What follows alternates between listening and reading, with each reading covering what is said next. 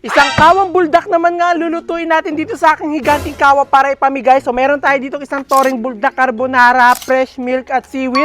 So tara, umpisa na natin. Kaya dali-dali na nga namin pinagbubuksan nga ito mga pakete nga ng mga buldak para talaga mailuto na natin ito sa aking higanting kawa. At talaga sobrang excited ko nga po dito kasi first time ko nga magluluto ng ganito karaming samyang. At ito nga pong color pink nga na flavor ang pinili ko nga po dito sa ating samyang kasi marami nga nagsasabi na sobrang sarap nga daw nito. Talagang hindi nga siya sobrang anghang. At matapos nga pang mahabang oras sa pagtatanggal natin sa pakete nitong mga samyang nga natin ay umpisa na nga natin itong iluto. Kaya dali-dali na nga po ako naglagay ng napakaraming tubig dito sa aking higanting kawa at kailangan nga po na madami kasi marami nga itong noodles na to.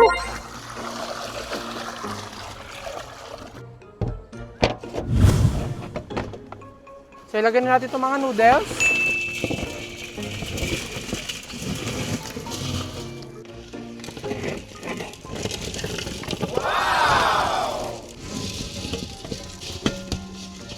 At talagang sobra nga po talaga ako nahihirapan nga makahanap nga lang po ng ganitong klaseng flavor nga ng samyang. Talagang kung sino-sino yung pinakontak ko. At yung gagawin nga po nating luto dito sa samyang ay hindi nga po yung natural nga na luto sa kanya. Kasi kapag yun nga po yung ginawa natin, talagang sobrang anghang nito. At baka hindi nga makain ng mga pagbibigyan natin. Kaya so mukhang okay na siguro itong pagkakaluto natin ng ganito sa noodles. Kasi iluluto pa natin siya ng pangalawang luto. So kailangan may ahon na natin siya ng ganito. Kaya talaga meron nga po tayo dito mga nakareding mga ingredients katulad nga nito mga gatas, all-purpose cream, cheese at marami pang iba para talaga magawa natin yung gagawin nating luto dito sa samyang.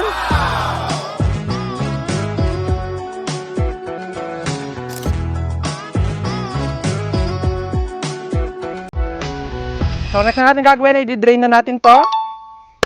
Ayan, so na-drain na. So next na natin gagawin ay ilalagay na natin itong mga milk natin. Amazing!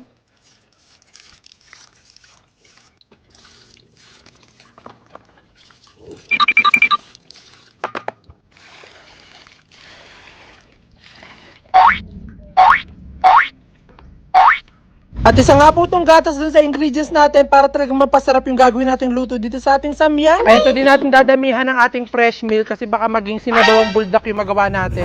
So tatantsahin lang natin siya. So nandito na rin yung mga seasoning niya, natanggal na natin siya sa kanyang mga pakete. Itong seasoning niya na talaga sobrang anghang. Maglalagay tayo ng ganito kasi ito yung pinaka magpapasarap sa buldak. Pero hindi natin dadamihan. So kapag mainit na itong ating gatas, maglalagay na tayo ng mga keso.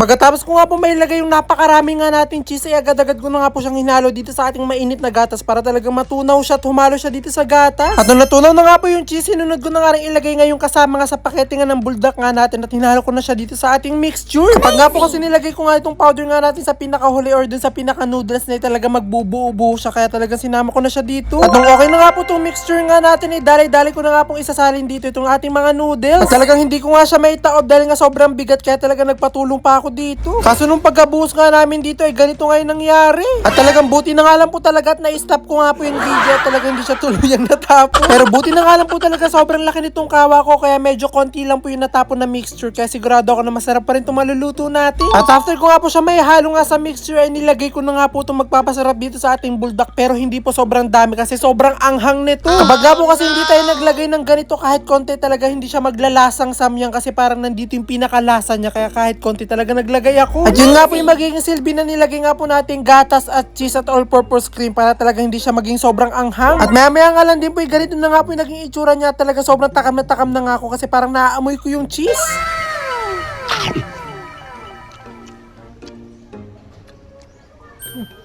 Sarap! Amazing! At talagang tagumpay nga po yung pagkakaluto ko dito sa ating samyang kasi talaga sobrang anyang sarap. Kaya pagkaluto nga po nitong samyang nga natin, agad-agad ko naman pong hinanda itong ating mga seaweed. Ito nga po kasi talaga yung partner nga nung niluto nga po nating samyang nga talagang sobrang sarap nga po ng combination nila. At talagang makasigurado nga ako na sobrang magugustuhan nga ito ng mga pagbibigyan nga natin kasi hindi nga to basta-bastang samyang lang. At syempre, hindi nga lang po basta-bastang seaweed ang partner nga nitong ating samyang kasi lalagyan pa natin ito ng mga pritong itlog.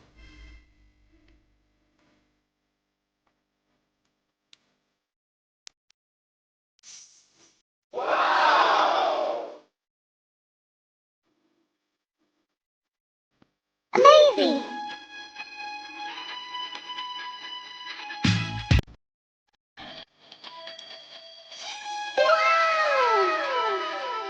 At dahil kanina pa nga talaga akong takam na takam nga dito, kaya hindi ko na nga pinalampas at talagang agad-agad ko na nga tinikman. Talagang wala nga akong ibang masabi kundi nga masarap, kaya sigurado nga ako na sobrang matutuwa yung mga pagbibigyan natin nito. At sa sobrang dami nga po nating naluto, talaga sigurado nga ako na sobrang dami nga rin nating mabibigyan.